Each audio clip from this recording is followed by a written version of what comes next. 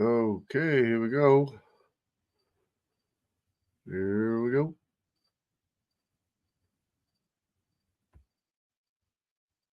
Shalom, everybody.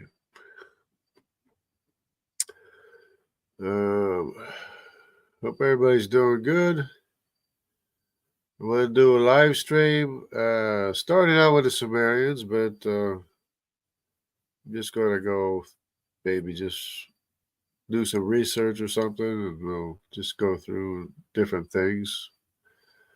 And maybe we can learn together. So let's go to the Bible. Oops. Hold on a second.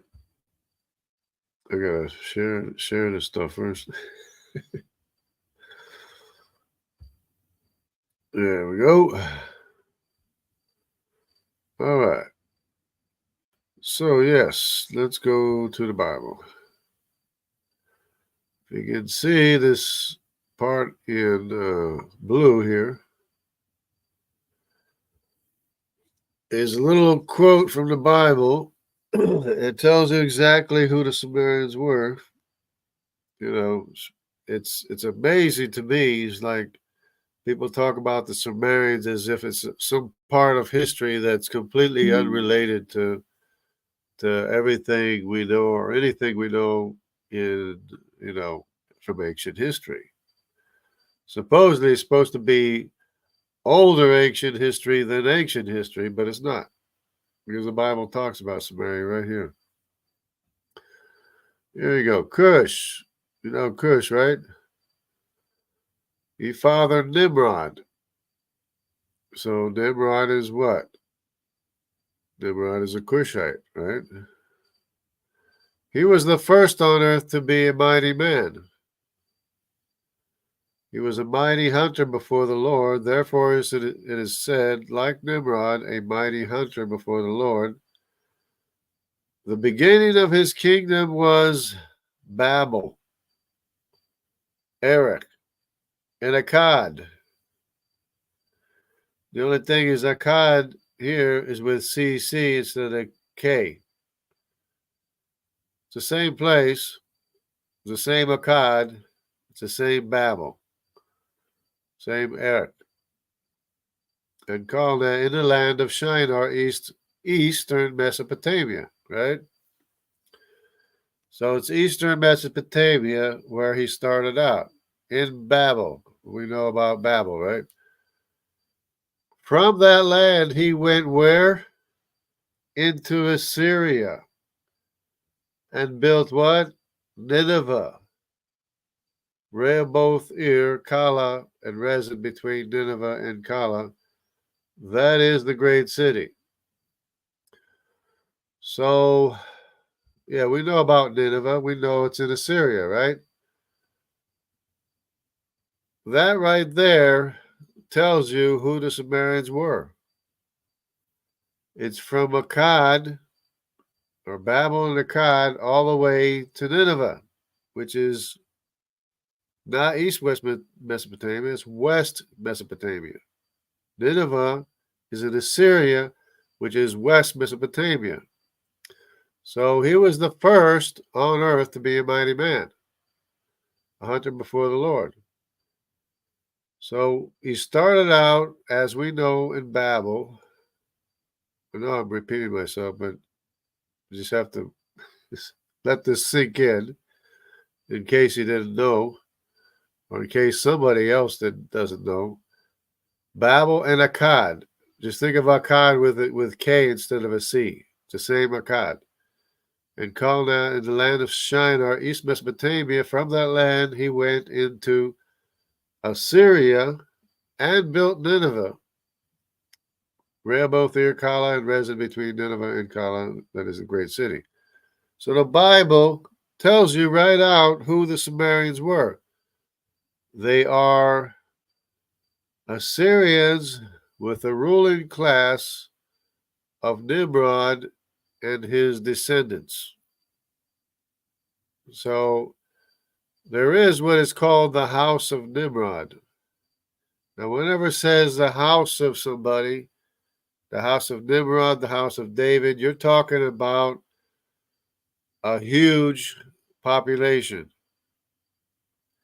And you're talking about reinforcing the genetic information of the king.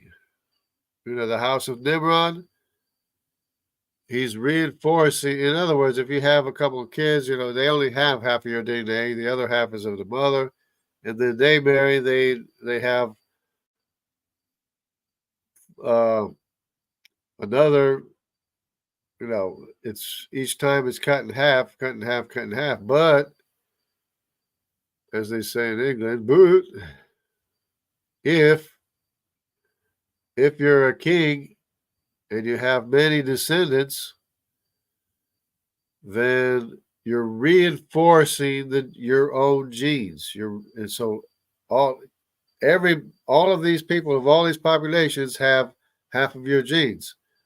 So it's reinforcing your gene pool, or the descendants that will have your features, your genetics, everything. So there's going to be a repetition of your genetics throughout all the generations, which we will soon find out. I mean, which is something I didn't realize. It's like, how can these people that are descendant of Nimrod, how can they all maintain these features throughout all these generations? It's because when you have lots of descendants, then you're going to be reinforcing that genetic information. So Jews, when you look at Jews, you're looking at features of King David and King Solomon, because they reinforced the gene pool the same way. Remember, Israel said, we want a king like everybody else has, like other people have. So the Lord said, okay, that's what you want. And that is what the house of David is. When you're looking at Jews, you're looking at Judah, the descendants of Judah, but specifically David the king, and Solomon, who also had many, many more, which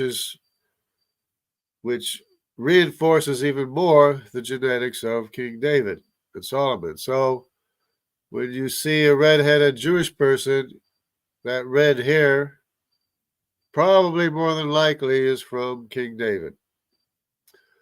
So that's how the genetics is reinforced when you have many children. Now the Levites and the Kohanim are not the same as Judah or the descendants of David. They have a different set of genes, and they don't look the same. They look different.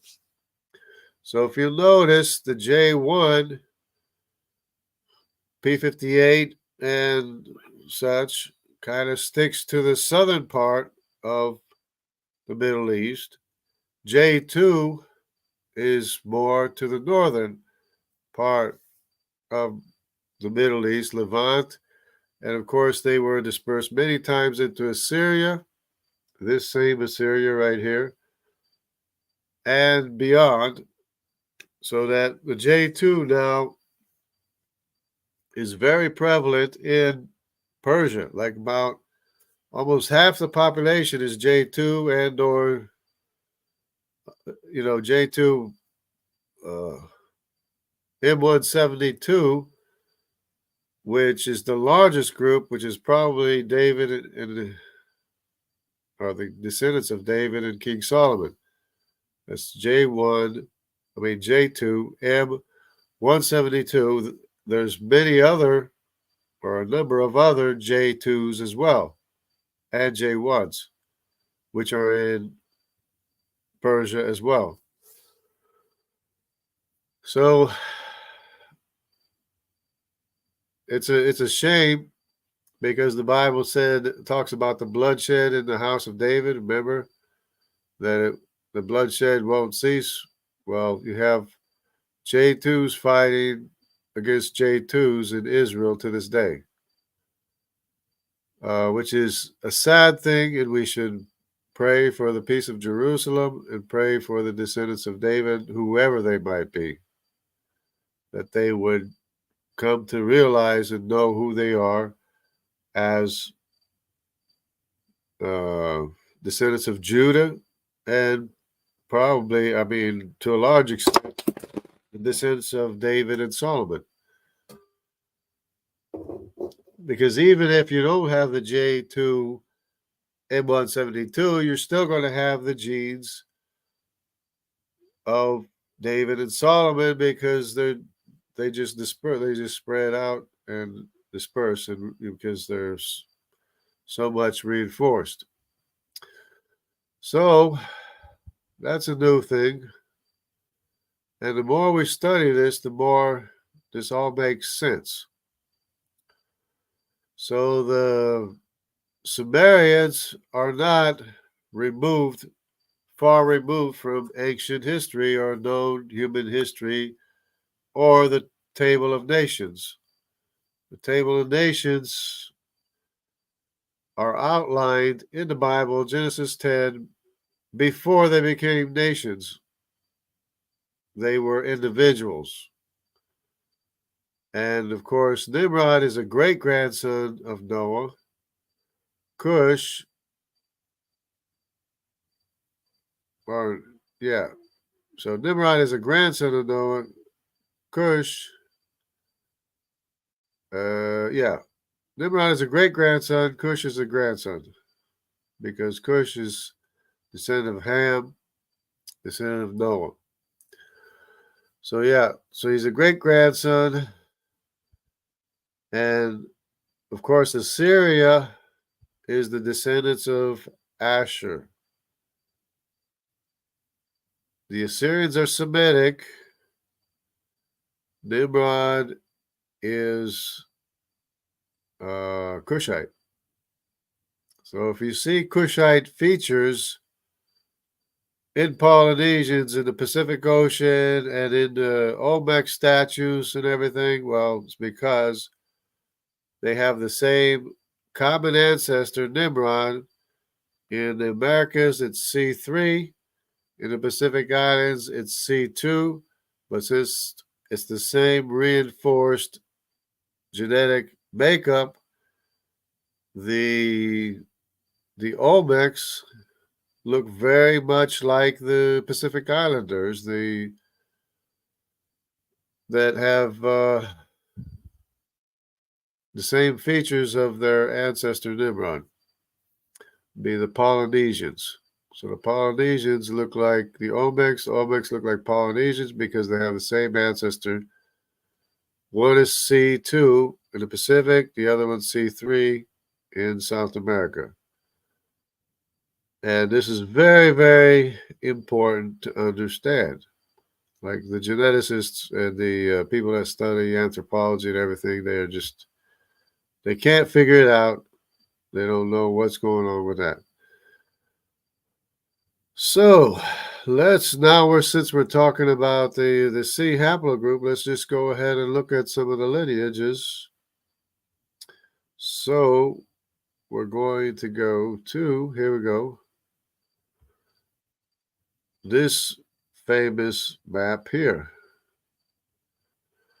So what's this? This is one lineage of C. This is CM8. Okay, now when we go back in time here, we can see this C8 apparently crossed the Pacific to Northern America, Canada. But if you look at the time scale, it only goes back about 1,900 years, or 800, 700, 1,700, 600. Wait, where am I going? Yeah, 1,900 years, which is not very much. I mean, this is by their dating methods as well, which could be more or less. I mean, you maybe cut in half. Maybe it's about 1,000 years, but that's not very very old at all. So let's go look at another one then. So we'll try again. Look at another one. Instead of M8, we'll go to CP92. See where that goes. Oh, that's in India, and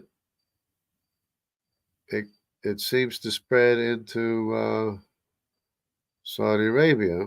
We'll just put the peoples in there, and we'll backtrack this one here. See where it goes. 800.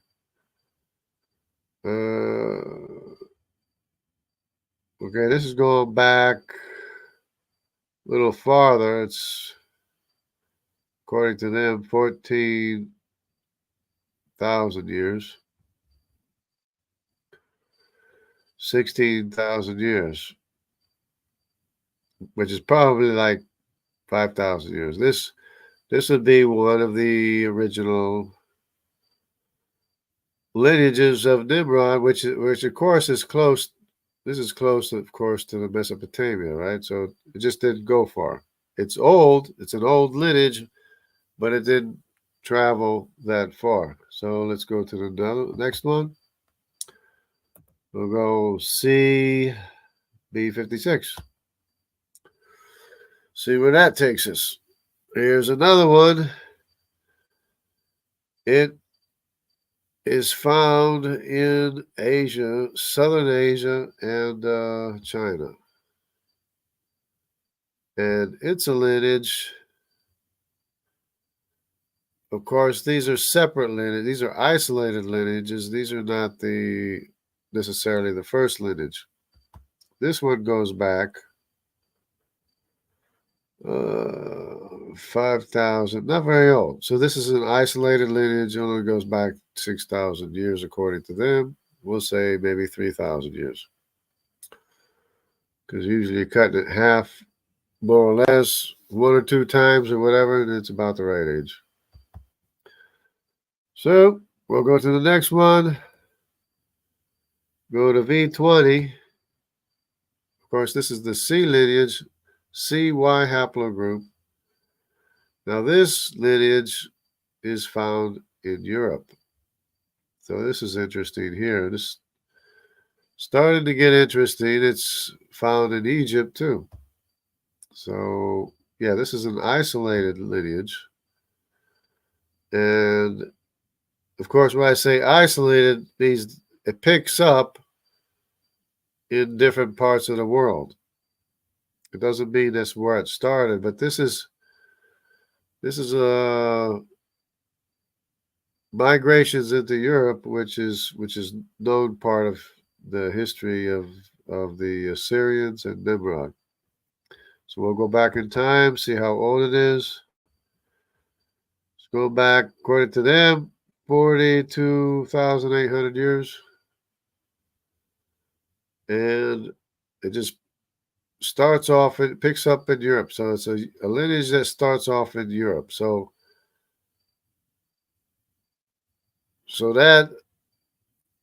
that's a known point or place where the descendants of Nimrod and or the Assyrians went to. So we'll try again. Another lineage. These are all isolated lineages for the most part, pretty much. And here's another one, basically the same thing. Probably about the same age. Yeah, the other one was 40 something. This is 22,000 years.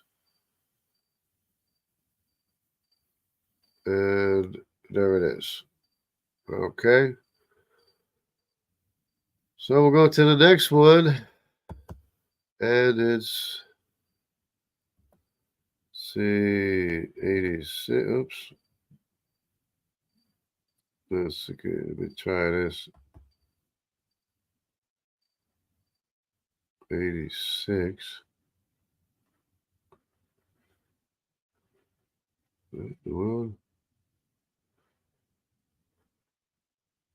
wow, this is jumping a lot. Let me just go slower.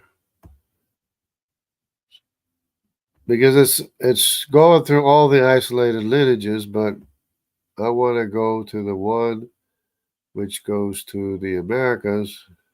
Yeah, wow, it really jumps. Have to go really slow. Okay, there's 89, 48. We do 48, 42. No, 98. Yeah. 38. I don't know. Let's go to the beginning to make sure. Yeah, there's so many lineages that it's just jumps too much. So 86, the next one is M38. But we're not going to have to go through all of them. It's just all the separate lineages. Okay, this M38 doesn't look like there's a whole lot here. And oh, here we go. Oh, it's an isolated lineage. Oh wow, it's an isolated lineage. It picks up in the area of Papua New Guinea and New Zealand, actually. But see how old it goes back? 18,000 years. We'll just say cut that in half. Just say that early on they were in South Asia earlier, maybe about 5,000 years ago, or actually less, right? About 4,000 years ago they were in South Asia. Okay. So M38. And then we'll go to the next one.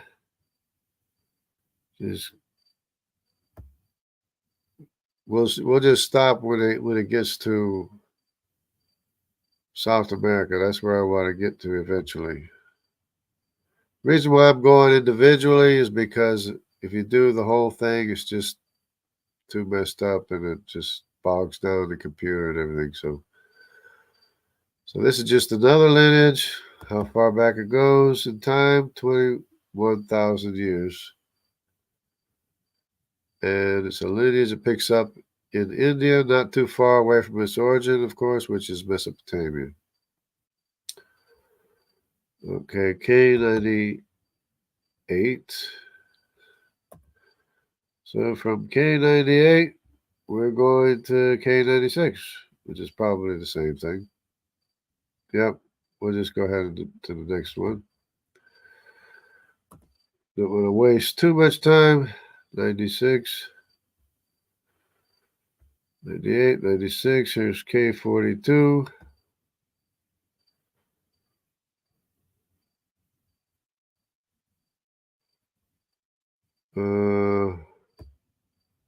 Same thing. K42, same thing. Okay. When we get to the one goes to South America, we'll just leave it at that because this one doesn't have any lineage. Yeah, doesn't have. Information is not available. Okay, so we'll go to the next one, C. See, 39. Here, this might be the one. M48. That the one?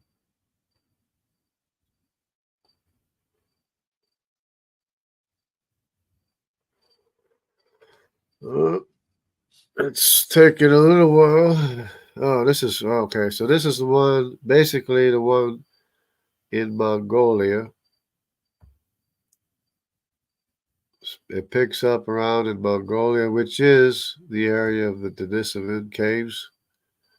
If you're familiar with the Denisova cave, it's right in that very area, or not too far away from that area. But it's see the Denisova cave is well right in there somewhere. It's the Altai Mountains. But there is also the haplogroup there too, as well. So this lineage goes, oh wow, only goes back. This lineage picks up 3,700 years ago, which is probably more like 2,000 years ago. Wow, that's interesting. So this lineage picks up very late, like about the time of Christ, basically. That's where it picks up. Of course, didn't start off there. It started off in Mesopotamia. But that's very interesting, is that this specific lineage starts about a couple thousand years ago, not very far back in time. So that's 48.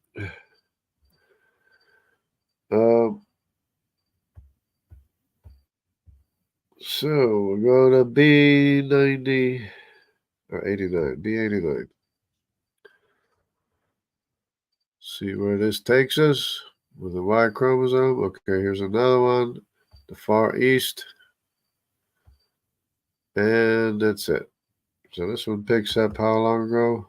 Yeah, this is only 1,700 years ago, too. So it just picks up late in the history.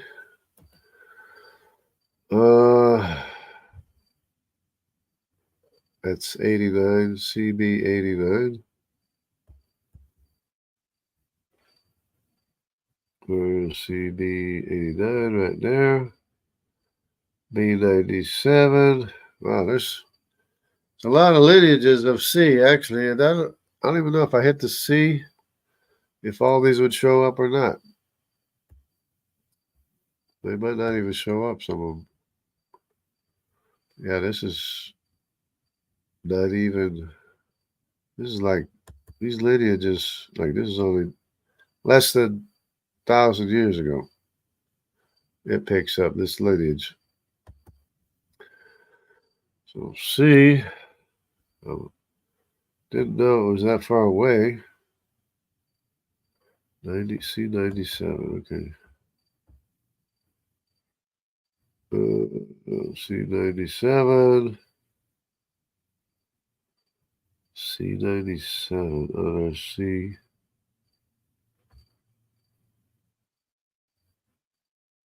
C97 right there. So B99 would be the next one. Same thing.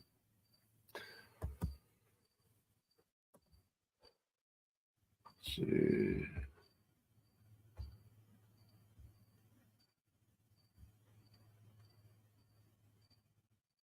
And there's A. That's not what I'm looking for. I'm not looking for A. I'm looking for C.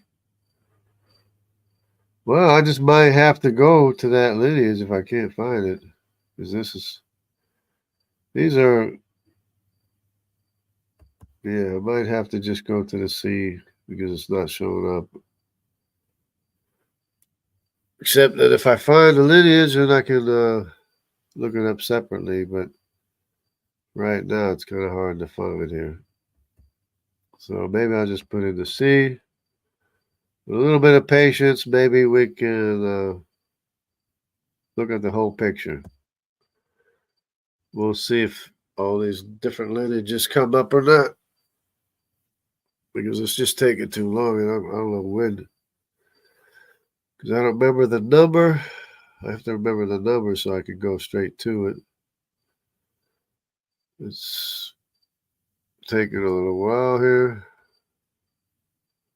But if I remember the number, I can go straight to it next time. Because that's probably way down the line, I guess. Might have been the next one. But anyways, a little wait. It'll show up. Which is the reason why I didn't want to do it this way, but let me go with the peoples first. Oh, there we go. And there we have it. I don't know if you can see it here. We have descendants of Nimrod in South America. Oops.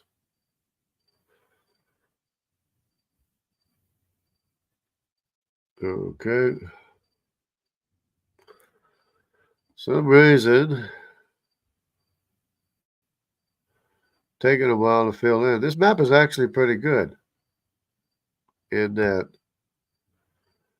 And then I can zoom in all the way into the Amazon rainforest and it shows the whole map. I mean, it shows where I used to live in the Amazon rainforest. But I went and zoomed in. Now it's taking a long time.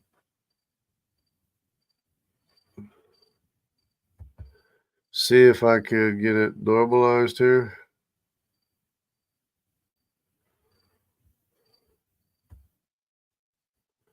Okay, there we go. Now we'll look at the numbers so that next time I can find the number.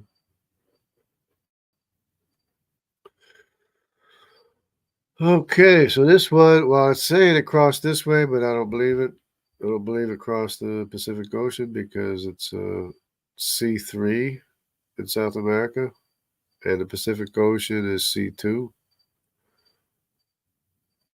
And the C had to cross with the mitochondrial DNA, and the mitochondrial lineage shows it going from the Middle East to Central America, spreading out north and south from Central America. So that's the route that I believe this C came from. But let's go ahead and go back in time, see how far back in time that C goes. Okay, we're going back. Oh, there it is. Oop. This is showing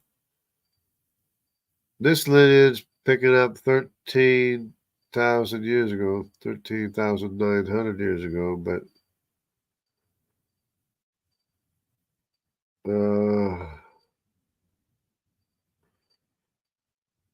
15,200 years ago. 15,200 years ago shows it picking up in South America, but I'm pretty sure that if the mitochondrial lineage is any indication, it was there much earlier, but there's some information missing here, which probably is not showing up right now. Because if you can see, I don't know if you can see, it starts way over here in the Middle East, and then goes that way, and then jumps across. Let me see if I can go back, trace a little bit more. Yeah, see, it's already in the Middle East, basically. Yeah, 36,000 years ago. But they don't have very many samples in America of C, but there should be lots of samples because there's lots of C in America. This is way late in time, too late. See, that's, go back. See, 4,000 years, 3,000. Okay. It'd be 25,000 years. 25 or 29,000, 5,000, whatever. It's not even in North America, but it should be in North America anyways.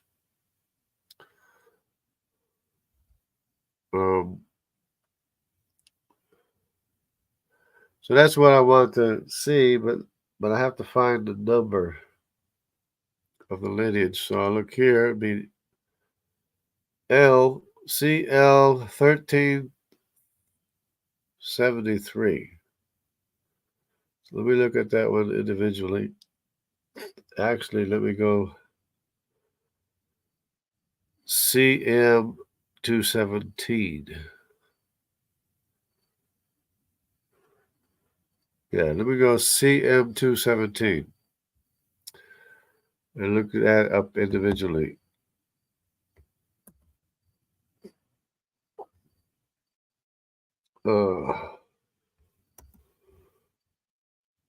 Let's see how this works. C dash greater than,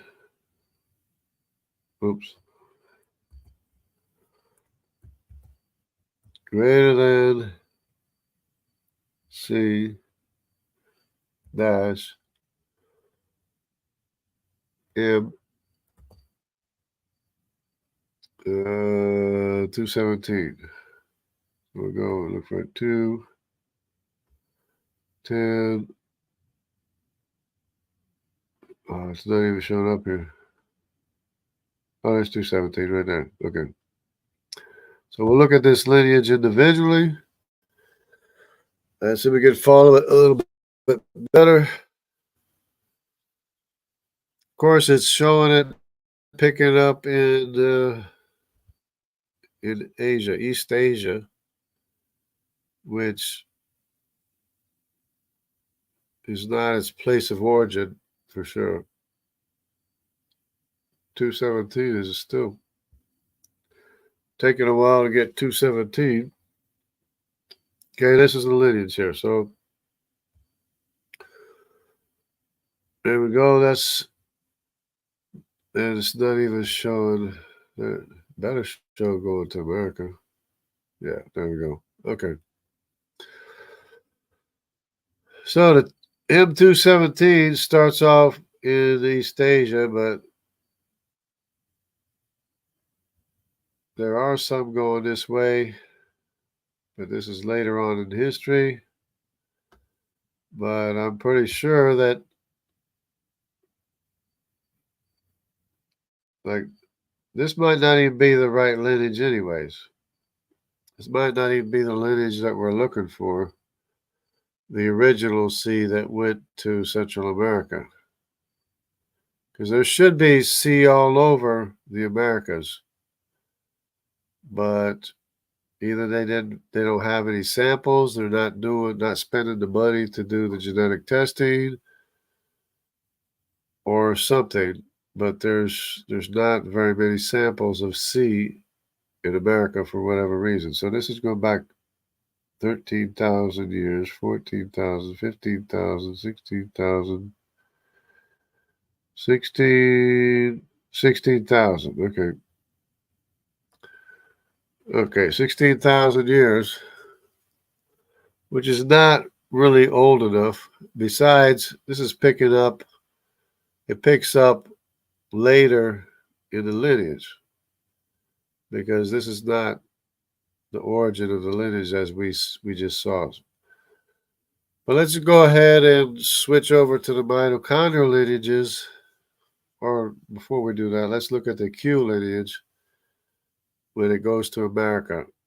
And the Q lineage is going to show what I'm talking about, the Atlantic crossing.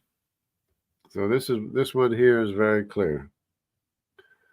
This Q lineage, I don't know if we should do it individually or not. We'll try. M3. M3. Let me see what we go. So I taking a little bit more time because I have the time. Don't always have the time. Oh, here we go. This is a good lineage here. Very interesting.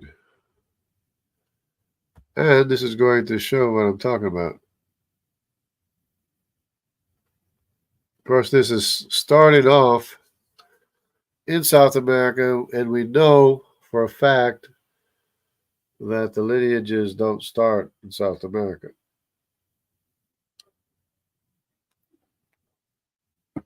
It started off in the Middle East, but let's backtrack here with the ages. I'm going to have to look at another lineage. I'm going to have to do the whole Q lineage because look, it's starting back 12,000 years, but it's already spreading out from Central America, basically, or the Andes Mountains. This particular lineage. I mean, there's other lineages too besides this one, but This one goes back 12,000 years according to them. But you can see how it explodes from basically Central America. Now the other one, if I just put the Q in there, it's going to show the migration route, which is what we want to see. So we'll just do the Q by itself, which is going to take a little while, but it'll be worth it because we're going to see the Atlantic crossing. This is evidence of the Atlantic crossing of Native Americans, because of course Native Americans are Q, paternal haplogroup. They're A, maternal haplogroup, C, maternal haplogroup, and D, maternal haplogroup. Plus, there's another one, B. The B maternal haplogroup looks to me like it crossed the Pacific Ocean to South America. But for the time being, we're looking at the Mediterranean crossing, or we want to see the Mediterranean crossing, which the Q haplogroup is going to show, because the Q haplogroup is they have mutations more often than the mitochondrial DNA. Doesn't have as many mutations as often. So we'll just go ahead and follow this migration back to its origin, which I've done before. If you've seen any of my videos, I've already done this. But we have these little figures represent the sons and daughters. In this case, it's a Y haplogroup is the sons, representing the sons of Madai. The direct descendants, father to son, Y chromosome, descended from Madai himself, one of the 16 grandsons of Noah. So let's backtrack on this one. And let's see. Okay, there we go. We'll go back. Wow. Yeah, this is pretty jittery because this is already 33,000 years old.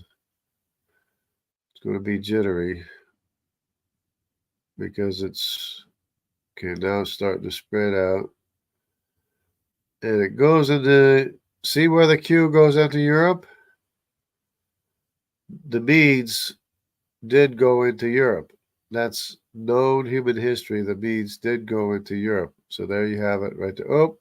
Oh, something happened here. What was that? Oh no, look at that. It's an Atlantic crossing from the Middle East. Look at that. Off the coast of Africa, even. Wow, look at that. Oh, wow, look. Central America. And from Central America, it spreads out from there. Look at that. That's, according to them, 13,000 years ago, but it was not that old. But the mitochondrial dating goes even older, like 20,000 years. But this would be probably, 4,000 something years ago, reasonably speaking. Okay, let me see if I can get an exact number. Okay, the beads go up and try to fight the Lydians. And this is 14. This thing's kind of touchy.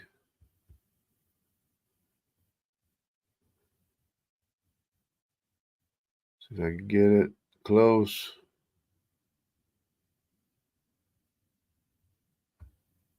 Oh.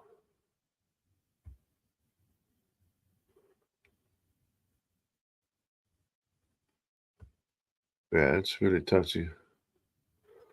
Very, very touchy. But anyways, get the idea, right? Right there. Hold up. Right there. Oh, not right there. Wow, this thing is touchy. And they must do that on purpose. I'm guessing they do it on purpose so you can't study it good enough. Because, like, why do you go back 161,000 years with no activity? So they go back 161,300 years with no activity.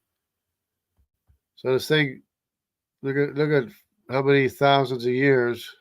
So the majority of the age that they have here, there's no activity. The first time there's activity is like 15,000 years or 30. What is it? 20, maybe 20,000 years or something. There's the first activity. 21,000 years. And of course, they go up into Europe. The Medes do, and then they go up against the Lydians, and then there you have it. Oh, come on. This is really annoying. I don't know why they make this thing so jittery. Anyways, I hope you get the idea. I don't know if there's another way I can do this. It's really not.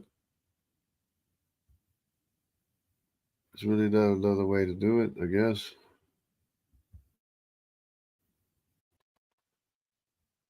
Oh.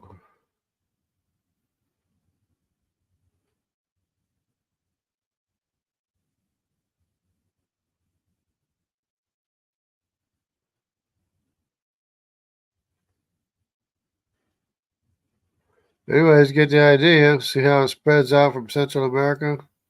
It hits Central America and spreads out from there. So I'm not making this stuff up. This is an actual paternal haplogroup lineage showing the Atlantic crossing of Native American Indians.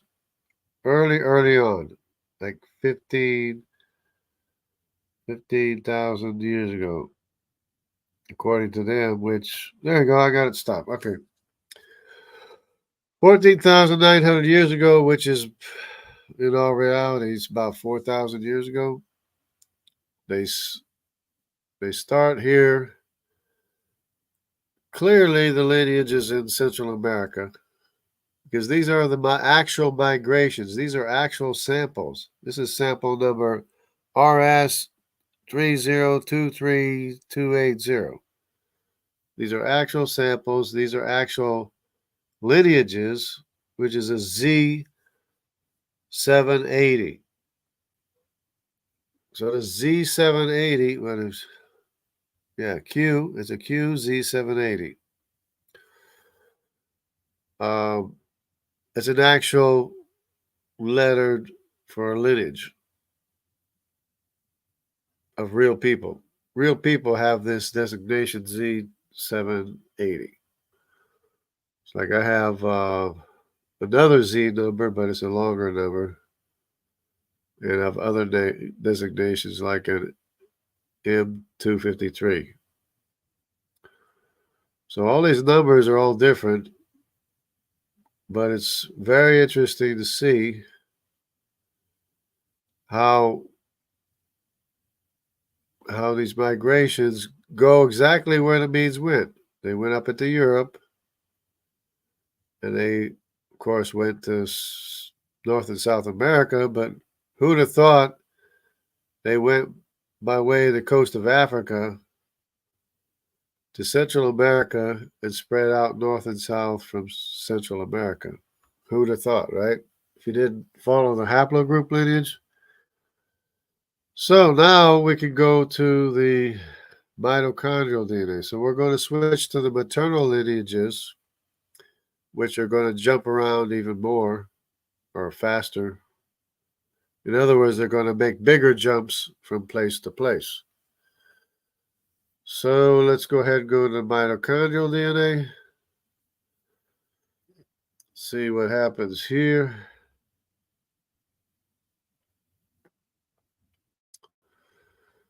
See if we can get this map centered properly, oriented properly.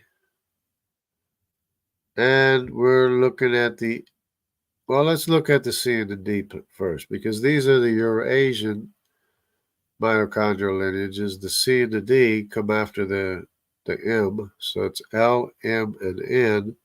M being Eurasian, N is Semitic. So the C and D, believe it or not, are under the M, which is totally makes no sense at all. But anyways, that's the way they have it. So C, we'll look at the C, or we'll look at the D first.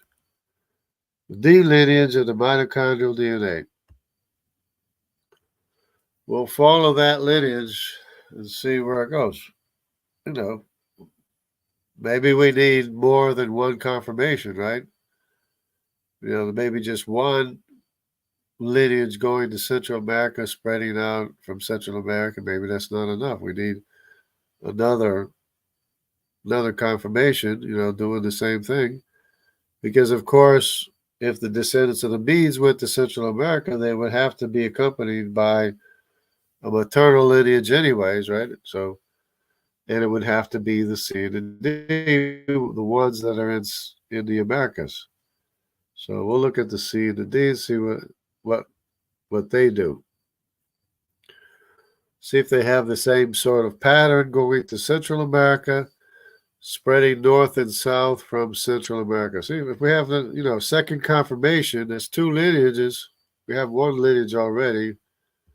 We have two lineages, then that's a confirmation. If we have three lineages, that's a triple confirmation. Everything's determined by how many witnesses?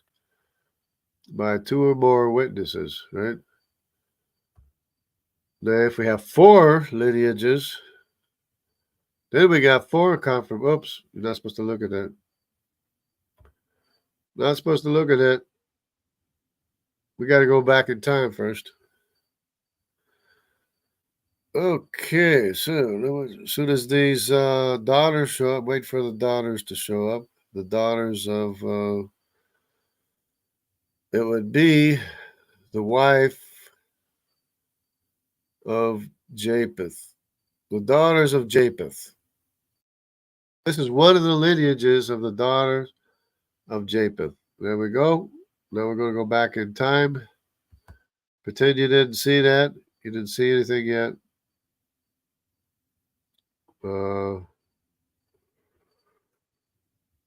This is slowing down or what? Well, it's a lot of information, so you can't complain too much for having information, a lot of information. We got to let it settle down a little bit. There we go. Oh, still don't look at it yet. Don't look at it yet.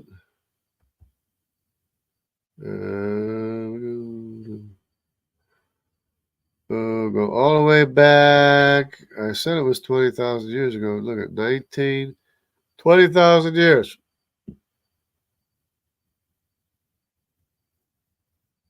Wait a minute. This is actually, let's go back 20,000 years, but it's showing a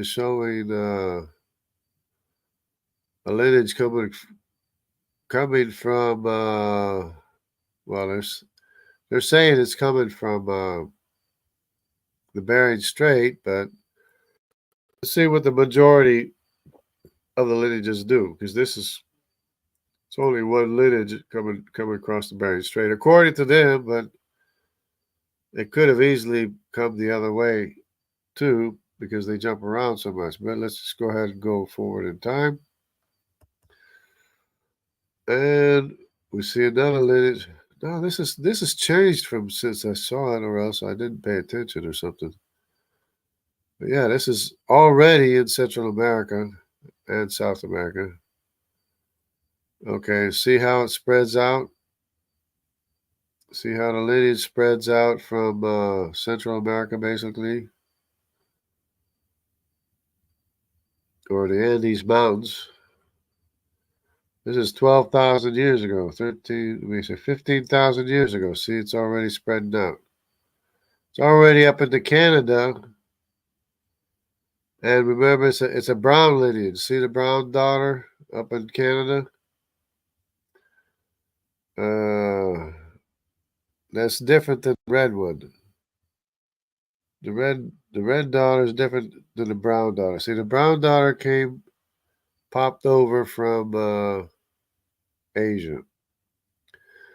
So this is one of the lineages that followed either the descendants of Nimrod that cross over or the descendants of Madai. And we know which one followed Madai. That would be the A haplogroup. But this D one, I'm glad I started up with a D because this is looking pretty interesting. I mean, it starts out, it's already in South America 20,000 years ago to them, but it's actually like 4,300 years ago or something like that. Something like that. But notice the migration route. See, it's confirming the pattern of the Q crossing the Atlantic, the brown lineage. Don't pay attention to the red daughter or the blue daughter. We're looking at the brown daughters. So the brown daughters there are going to spread out from Central America. See all the brown daughters? Those are all brown lineages, brown daughters. Okay. That's the pattern. That's how they spread out. What I remember before is that they were unconnected. They were unconnected with Asia, and all of a sudden these lineages just jump across to Central America, just like this big one here. This one here. It just all of a sudden jumped across. Maybe the C one will do it. We'll look at the C mitochondrial lineage and see what it does. Remember in South America, the mitochondrial lineages that are in South America, most of them are A, B, C, and D. It's like they just went and named them A, B, C, and D. This has no relationship with, oh, hold on, I gotta click on this. Has no bearing on where the letter haplogroup designation stands within the mitochondrial lineages, because they just, it looks like they just said, oh, let's name this one A, name this one B, and this one C and D. The A is Semitic, which accompanies the Q everywhere the Q goes, and related lineages, which is the W and the X in Europe and also in the Middle East, Levant. And the B is Semitic too, but it's a separate lineage that wasn't always with the Q, but it crossed over to South America, as we might be able to see. Okay, we're in the C lineage now. Uh-oh. Oh, I didn't hit the thing. Okay. So we're gonna remember, don't look until we got all the daughter lineages in place. All right, we go back in time. So it might take a little bit. Okay, we got the daughter lineages there. So let's just go back in time if it'll go. Let's see how that goes.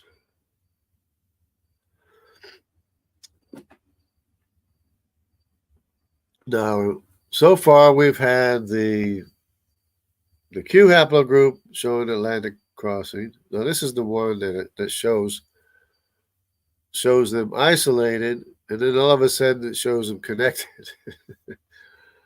So 20,000 years ago again. Now this time it's showing them isolated, and then it's going to connect them. So in other words, their dating system doesn't corroborate or doesn't match the datings of these lineages here, but they're going to connect anyways, even though the datings are off. So this is the C Eurasian lineage. Okay, we go. Oh, there's the jump right there. See the jump? I said that the mitochondrial lineages jump around a lot more, but this is definitely a lineage that came across the Atlantic Ocean with either the descendants of Nimrod or the descendants of Madai or both. Because the descendants of Madai could have had the C and the D, and the descendants of Nimrod could have had the C and the D as well. But like I said before, the C haplogroup doesn't have very much information in the Americas, but there's a lot of mitochondrial DNA lineages in America that they have, mapped out. I don't know why they can't do it with a C. But anyways, it's showing the same migration pattern there. Obviously, it's not going this way. It just jumps from here to here because it doesn't start out here anyways. It starts out, of course, in the Mesopotamian area, and then, of course, everybody started out here. So the Eurasians were here, the East Asians were here, the Western Europeans were here, the Gomers were here. They were all here. Gomers, descendants of Gomer are up here with the R1A, R1B, and R2 rip path, which are R just covers this whole area anyway. So that shows the same migration pattern, though, starting out in Central America and spreading out from there, which is the same route that the Q haplogroup took and probably the C paternal haplogroup took as well. So let's go to the A now. This is the lineage that definitely follows the Q wherever the Q went, because Madai asked to marry one of the daughters of Shem. So the A lineage is the daughter of Shem that Madai married, and all those daughters accompanied the Medes wherever they went, whether it was Europe, whether it was America, whether it was Asia or wherever. So there's always that lineage among them. Oops, I didn't even click on it. So so far we got the Q haplogroup, paternal haplogroup, and the maternal lineage of D and C. That's 3 confirmations of an Atlantic crossing by the Native Americans to America. Plus the C, the C paternal, which there's not enough information to determine which route that they took to get to South America or South and Central America. There's just not enough information.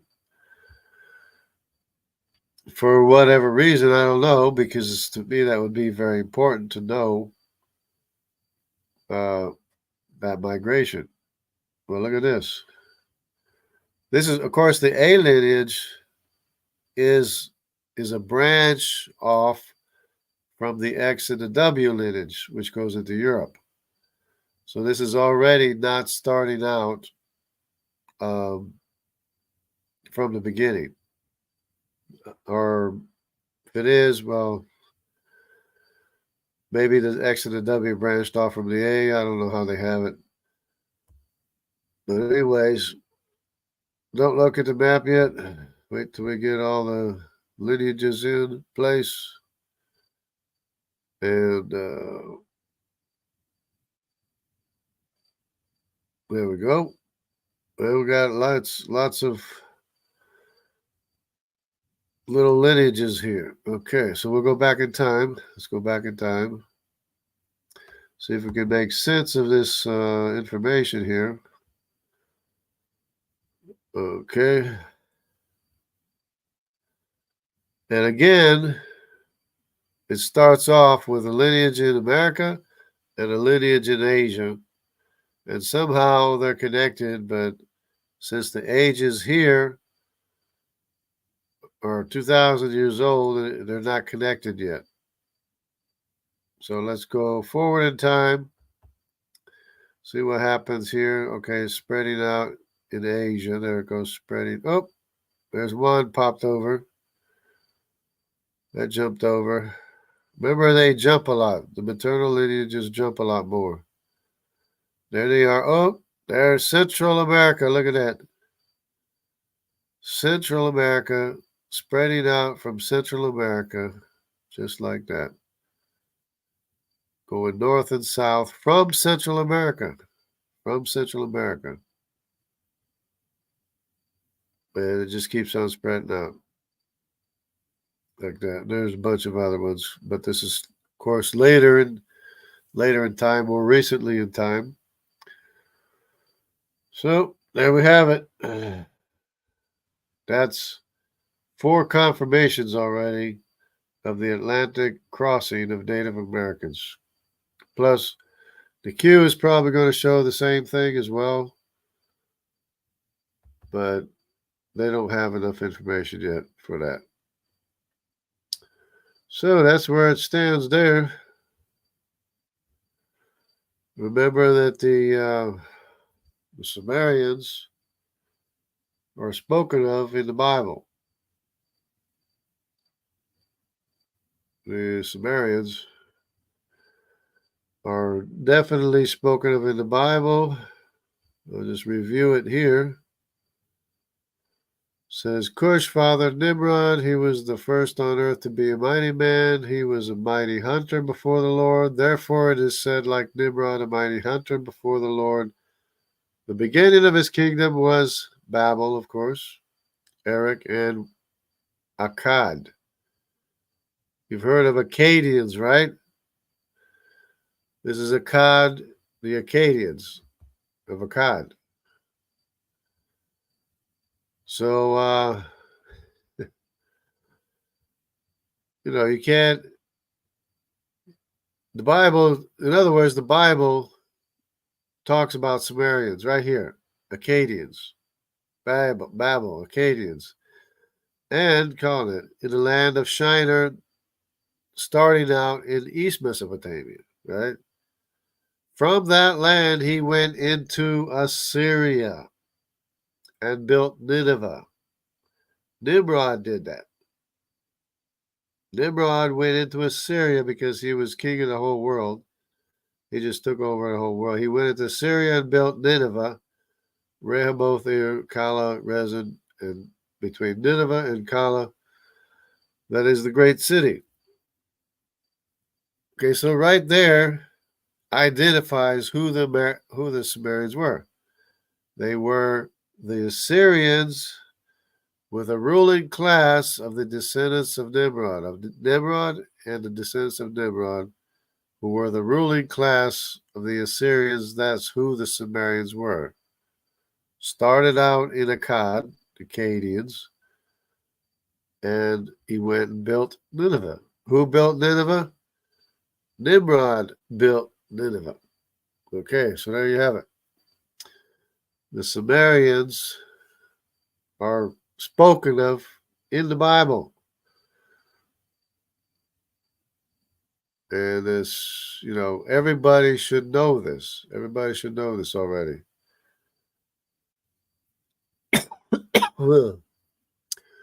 So since I have a little bit of time, I think I have a little bit of time on StreamYard too. I just wanted to spend some more time than what I usually share. So a lot of these things are important. I just wanted to stress the thing about Nimrod, who the Sumerians are. So there's a whole bunch of points that I can make that I like to make. Wow, look at this.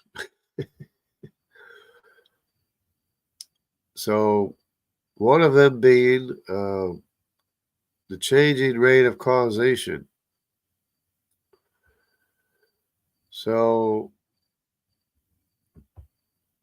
in physics or in astrophysics, there is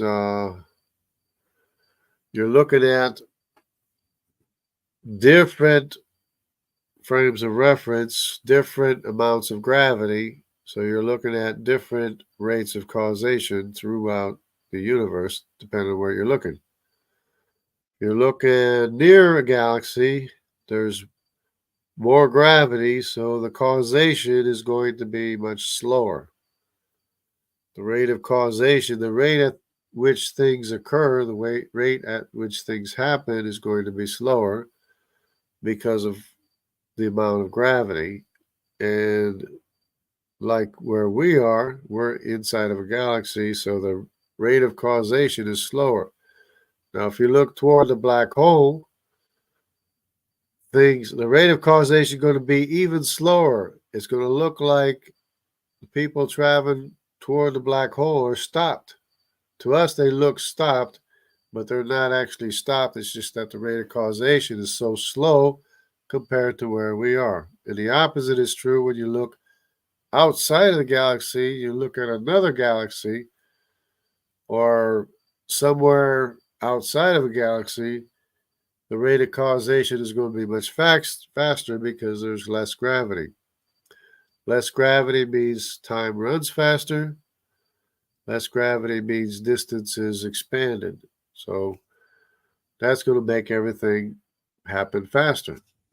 So billions of years are going to go by in a matter of thousands of years. So that's just a matter of fact. According to general relativity, which is observed. We observed clocks running at different rates of time, different speeds. It's observed. We observe gravitational waves, which means that distance is changing its size. Gravitational wave means there's a wobble in the size of distance itself, and we get, which is very, very hard to detect because it's such a small signal, but it's still a signal they are able to pick up. But it still shows that because you need a lot of gravity to slow down time and shorten distance. And it's because of the mass of our galaxy, the Milky Way galaxy, all the mass of all the stars, it's because of that amount of gravity that we experience that determines our rate of causation, or how fast things happen, how fast things occur where we are. And this is known as the variable speed of light that Einstein spoke about and nobody understood. They just kind of like ignored it, didn't understand it, overlooked it, whatever.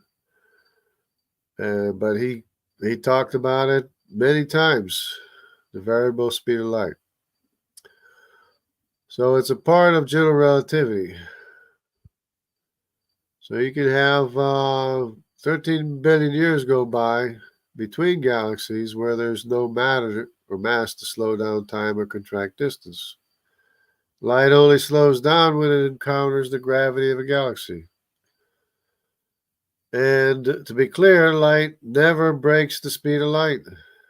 It's just that time passes by faster and distance is stretched where there's no matter or mass to slow down time or shorten distance. This means that the distance is not as far and the universe is not as old from our perspective, where time is slower and distance is contracted. And then there's redshift too, which you have to explain, you have to understand, because redshift is because of gravity. When light leaves a galaxy, light is redshifted. It's just a matter of fact. When light enters a galaxy, it's blue shifted. The reason why we can't see into a black hole is because it's too far away for us to see the light because of how redshifted it would be. So even if you could theoretically see something inside of a black hole, you can't because of how redshifted it is. In other words, it's too far away for us to see the light because it's redshifted out of our range of detection. That's just a fact too. And if you hunt around, you'll find physicists talking about it. So that's very important. And I don't know why the young Earth creationists don't seize on this opportunity to explain the age of the Earth, because the universe is how old? By what rate of time? By what rate of time is the universe old? By our rate of time or another rate of time outside of the galaxy? It's very important. And when we talk about the speed of light, you're talking about the time it takes for light to arrive to us, but it's not traveling at the same speed, especially between one galaxy and us. So the speed of light, the measured speed of light, doesn't change. It's the rate of time and distance that changes the rate of causation, which changes, which means that billions of years will pass by faster. So you could say it's 13.8 billion years all you want. It's running at a faster rate of time between here and distant galaxies, because there's no mass or matter to slow down the rate of causation. So the time is going by fast. So it's meaningless to say 13.8 billion years, because it's a different rate of time. It's a different rate of causation. So it's, young Earth creations should be jumping all over this. I don't know why they're not. Well, actually, one reason is because they're considering that time runs by faster. They're not considering that distance is expanded, meaning the distances aren't that great as what we would project them to be. We would look out into space, say this is such and such a distance, when actually it's not, because distance is expanded. So 186,000 miles where we are is about this big, but when we look outside of a galaxy, 186,000 miles is this big. It's bigger. It's the same distance, only expanded. It means the rate of causation is faster. Anyway, it gets a little bit boring repeating this all the time, but people could be using this to their advantage, especially young Earth creationists. Okay, so if you wanted to see this happen, you got to do a thought experiment. Do a thought experiment. Hold your hands a foot apart, representing 186,000 miles, while saying 1001, representing a second, while pretending to see an imaginary photon going from one hand to the other. Okay, so you hold your hands apart like about so. That's 186,000 miles. And you're going to count to a second, 1,001, and see the photon. That's the speed of light. 186,000 miles. The photon is going from one hand to the other, 1,001.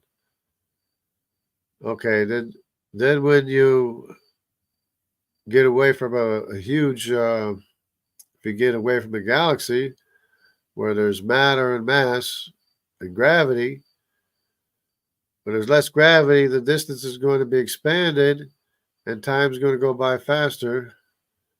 So what's going to happen? What's going to happen to the photon when you say 1,001? It'll be the same second, only the second goes by faster, and this is expanded. In other words, the photon has to travel that same distance in that same amount of time, 1 second.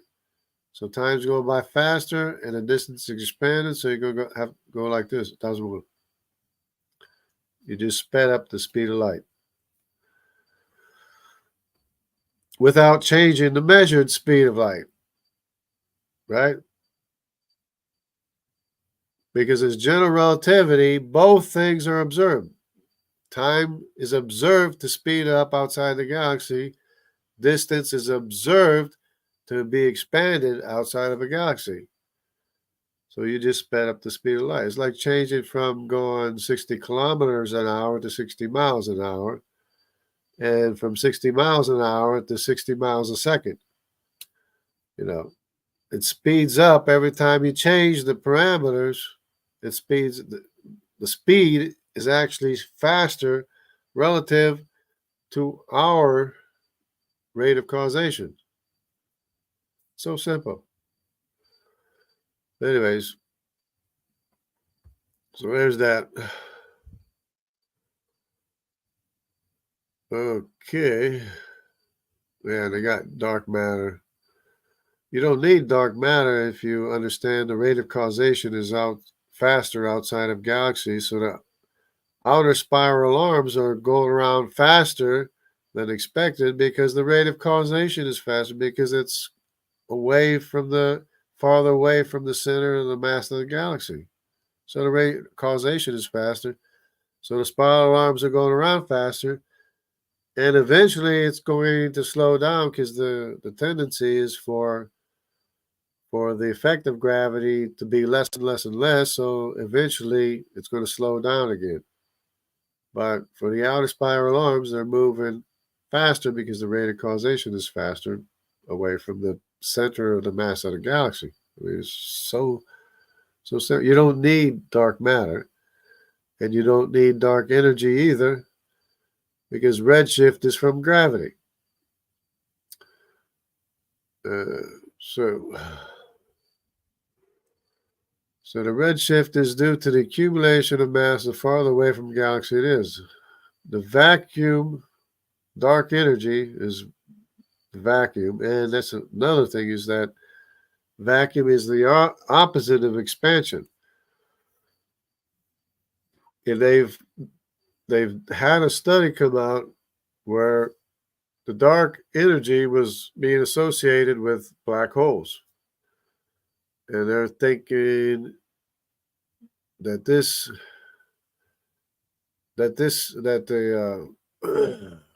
what they call dark matter is associated with black holes, but what it is that the vacuum of space is created because of all these black holes around the universe. They're all like absorbing or bringing in space and time itself is going into the black hole. All the black holes are being, space and time is being pulled into them. So that's what's causing the vacuum. And that's not an inflation, it's a vacuum. So, try to explain this to people, that just listen to whatever they're told, it's kind of hard sometimes. So, you don't need dark energy, you don't need inflators or inflatons, what they call. And of course, the JWST is finding galaxies much larger than expected, much quote unquote earlier than expected. In other words, from the beginning, they were already the same as they are today. Of course, maybe not exactly the same because it's been 6,000 years according to our scale of measuring time. But the reason why we can see it is because of general relativity that changes the rate of causation between here and the galaxy that we're observing. But we can't see into the black hole because it's the light coming out of a black hole is redshifted way beyond our ability to detect. And of course, distance is very, very contracted too. Distance is like very, very, very contracted. And the rate of causation is very, very slow. So anything near a black hole looks stopped to us if it's going into the black hole. Okay. Then we have the out of Africa belief that assumes the consequent, because they think that we evolved from monkeys in Africa, so they want to put our genealogy to monkeys, tie our genealogy to monkeys in Africa, or monkeys that turned into apes or whatever they say. It's all monkeys, anyways. So the belief, according to them, the belief is that we evolved from apes that had to be in Africa. So they root the tree in Africans instead of Eurasians, which are the actual oldest human genome. Actually, it doesn't, might not even matter which was the oldest, but the descendants of Ham are said to be the younger lineage. There's only one known connection between Africans and the rest of the world. That's the Y chromosome. The CF S&P marker. Well, there's an even worse problem. Of course, we all have all the lineages have the same common ancestors. So the Eurasians have the same common ancestors as the Semitics and as the Hamitics or Africans, which not all Hamitics are in Africa. Not all Hamitics ever went to Africa, but because some of them were Canaanites that went to China, and the other ones are descendants of Nimrod, which are Cushites. They're not Cushites in Africa, but they're descended from Cush, but they never went to Africa. So they all existed at the same time. And the way I can prove it is that if you follow the Y chromosome lineage, the Y chromosome lineage, of course, according to the out of Africa theory, goes from Africans to the Semitic population and then to the Eurasian population. But it's not true in the mitochondrial lineage, because in the mitochondrial lineage, you remember it's L, M, and N. So what's the African lineage is L. What's the M lineage? That's Eurasian, not Semitic. And then the N branches off from the Eurasian mitochondrial lineage. So it's L, M, and N. It's a reason why it's L, M, and N. But it's also confusing, so nobody ever understands it, so nobody ever can figure it out.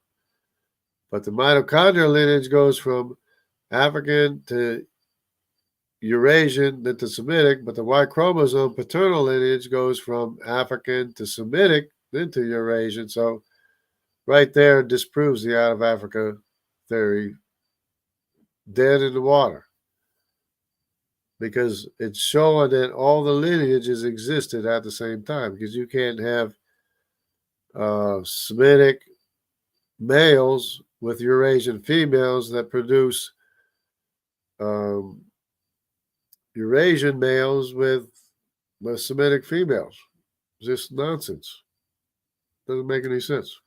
So they all had to have existed at the same time. So there's no such thing as out of Africa. But if you want to study the S&P markers, the CF S&P marker is the one of Nimrod, which he has in common with the Eurasians and Semitic populations. Then there's the IJK marker, which would be the descendants of Arpachshad. The IJ is descendants of Arpachshad. K is Eurasian. So they all share the same marker. So the IJ and the K can share the same marker, because K would be the descendants of Japheth, IJ's is descendants of Arpachshad, and Arpachshad is descended from Shem, so they can share the same IJK S&P marker. It's just that when Arpachshad's younger brother Elam was born, the marker was lost to Elam, but he has HIJK marker, which IJ has and K has. But then when Asher's born, he doesn't have the HIJK marker, but he's got a GHIJK marker, which Elam has, Arpachshad has, and Eurasians have. It just goes on and on like that. They just have it all out of place. They're having one descended from the other when it's not that one descended from the other, it's that one has the same common ancestor as the other. Because when you have Shem had 5 sons, each one of them had their own mutations, either gaining or losing S&P markers. So it's not that one descended from the other because Lud didn't descend from Aram. Aram didn't descend from Asher. Asher didn't descend from Elam. Elam didn't descend from Arpachshad. It's that they have a common ancestor, which is Shem. They're all brothers. It's the same thing, between the Africans, Eurasians, and Semitic people. They're all brothers.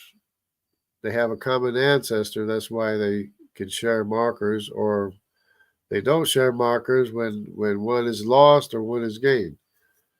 So you can lose a marker and you can gain a marker. So they just assume the consequence. They're starting out with a belief, and they just look at the evidence and see how they can make the evidence fit with their belief, what their belief is. So anyway, that's important. Okay, gravitational lensing is due to the changing amount of causation, or the changing of time and distance. That's results in gravitational lensing, and I've explained that many times before too. Well, here's a little thing. It's interesting. Because I'm from the Amazon, and I don't know if anybody's ever heard of the Purake or the Porake. The Porake. Purake or the Porake. It's supposed to be an electric eel. And actually, this is a misnomer. This Purake is a misnomer because I'm from Purake. That's where I grew up. It's a misnomer because the Americans living there named the place Puraquequara instead of Puraquequara. If they understood Portuguese, if they were more fluent in Portuguese, they would have known that this was a misspelling, that it should have been Puraquequara. Should have been Puraquequara. If you speak fluent Portuguese, that's the way it should have been, not Puraquequara. It's Puraquequara. Okay, I know this because when I was a kid, I talked to old people, and is this here? I don't even have it here. Oh yeah.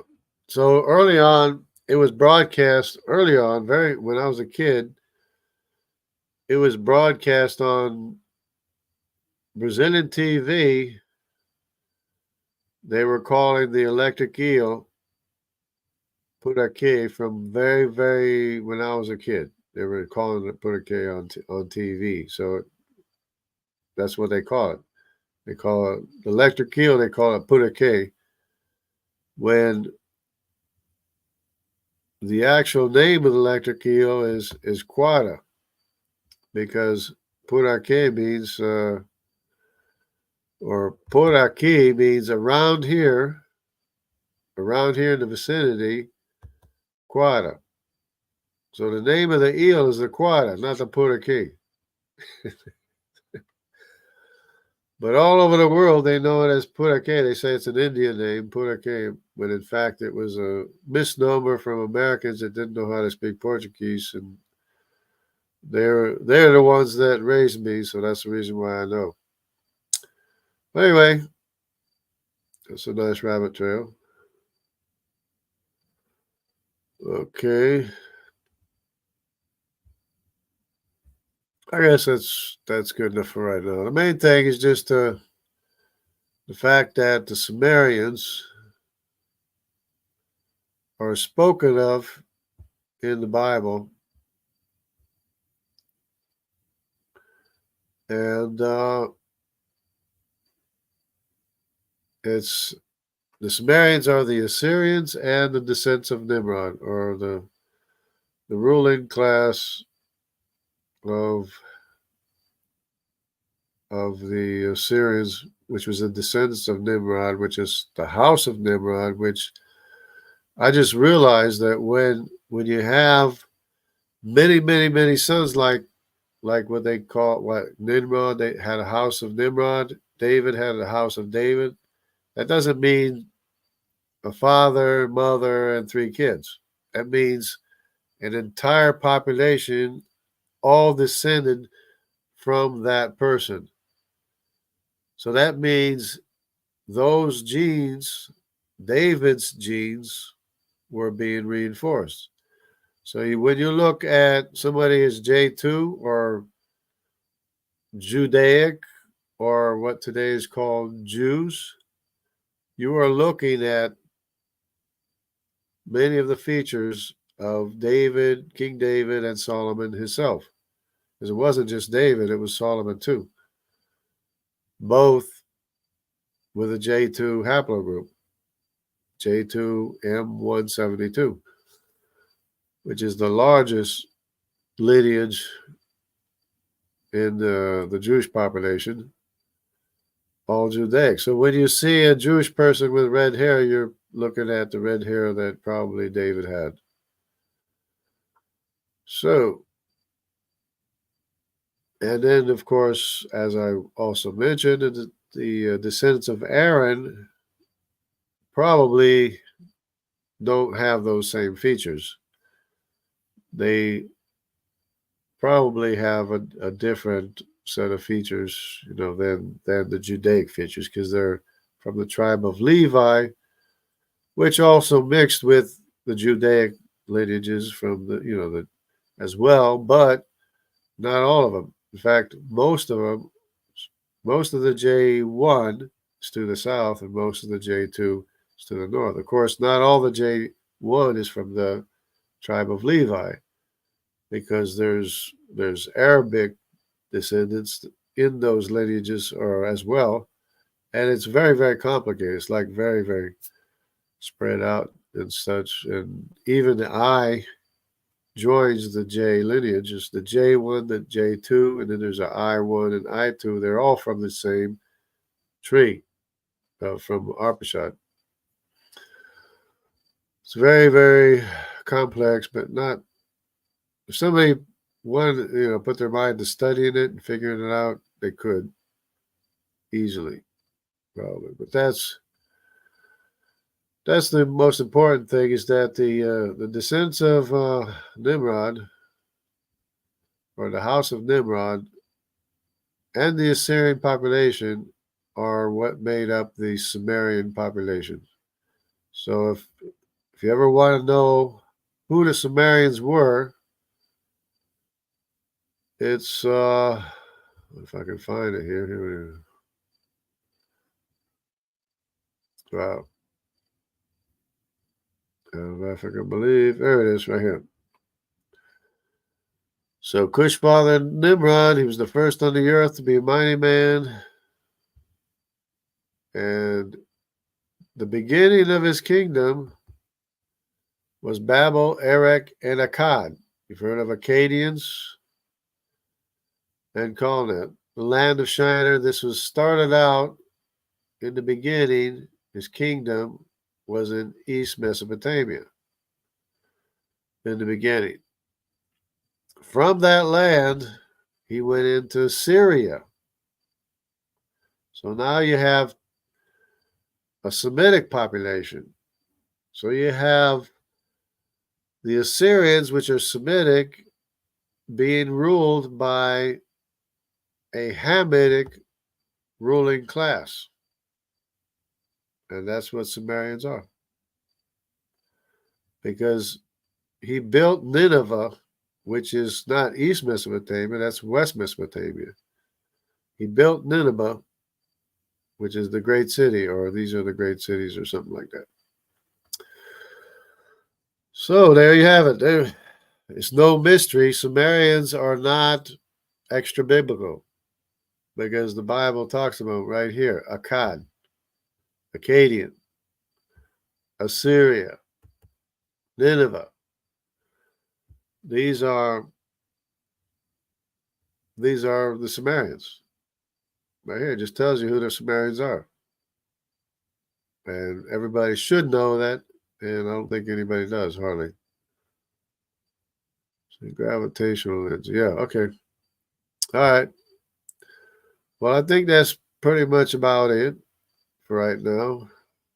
I just figured I'd take the opportunity to spend a little bit more time studying these haplogroups on genetic haplogroups, which is a very interesting study. You could go, if you wanted to study this stuff, you could study it yourself as well, just as easily as myself.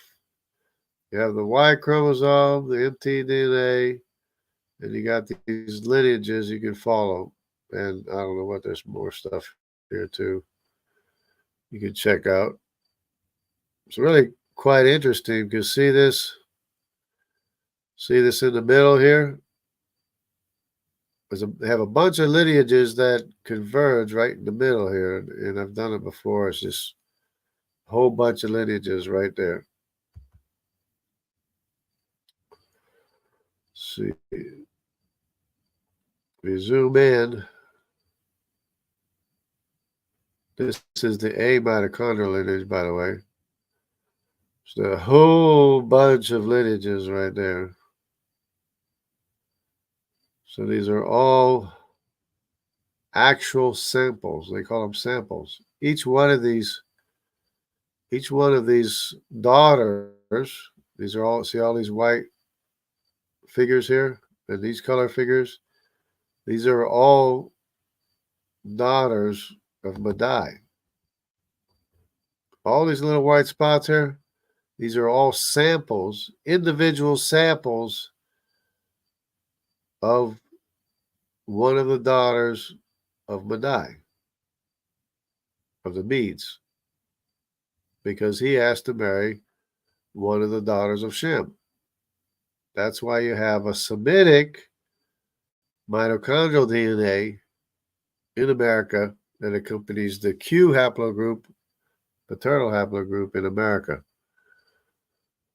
So this scared me at first when I saw it. I said, wow, what did they find, a graveyard or something? But no, they're just putting all these in one place to keep it from cluttering up the map so much. But anyways, that's pretty interesting, really, I thought. And it's the same thing in Europe. They have the same, conglomerations in Europe as well. But it's a fascinating study, and it all fits together so perfectly. And if one part didn't fit together, it would ruin the whole thing. But since it's all true, then everything fits together perfectly. All the parts and the pieces, they all fit together perfectly. And the other day, I just saw a video. Somebody was asking AI what the truth was, whether or not there was a God, and they came out and said, "Yeah, there's a God." And then they asked it, "Well, out of all the religions, which one is the most true?" They said the one that's makes the most sense and the most true is Jesus. For what it's worth, there you have it. Anyways, God bless everybody, and I hope everybody has a nice week, and take care. God bless.